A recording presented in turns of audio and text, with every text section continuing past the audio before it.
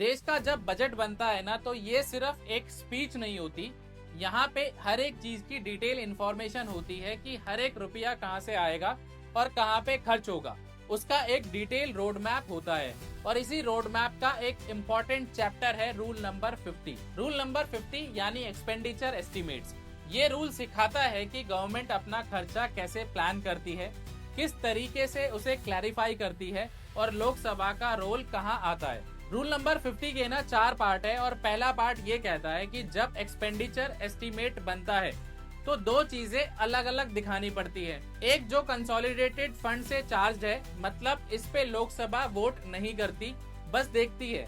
ये होता है जैसे प्रेसिडेंट और सुप्रीम कोर्ट जजेस की सैलरीज। दूसरा वो खर्चा जो लोकसभा के वोट से पास होता है, जैसे स्कीम्स, मिनिस्ट्रीज का डेली एक्सपेंडिचर। और इसी रूल के पार्ट 2 में एक और डिस्टिंक्शन होती है, खर्चा रेवेन्यू अकाउंट का है या फिर कैपिटल अकाउंट का। रेवेन्यू मतलब सैलरीज, मेंटेनेंस, सब्सिडीज और कैपिटल मतलब नए स्कूल, हाईवे, डिफेंस इक्विपमेंट या लोन दिए गए या फिर वापस लिए जाने वाला पैसा। फिर रूल नंबर 3 ये बोलता है कि एस्टिमेट्स इतने डिटेल होने चाहिए कि ऑब्जेक्ट हेड तक ब्रेकअप हो।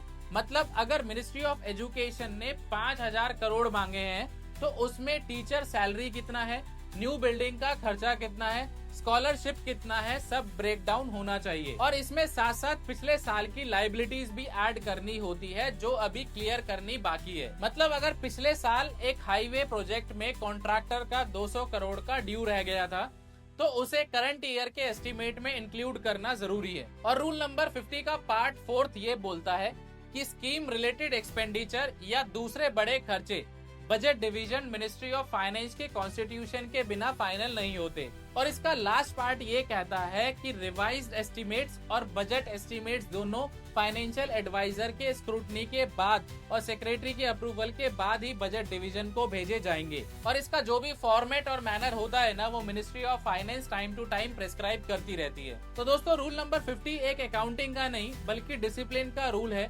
हर मिनिस्ट्री को अपना खर्चा डिटेल में प्लान करना पड़ता है, हर पैसा जस्टिफाई करना पड़ता है और एक ट्रांसपेरेंट सिस्टम के थ्रू लोकसभा और फाइनेंस मिनिस्ट्री के सामने रखना पड़ता है। सिंपल शब्दों में बताऊं तो देश का बजट सिर्फ नंबर का खेल नहीं है, बल्कि एक carefully crafted financial road map है।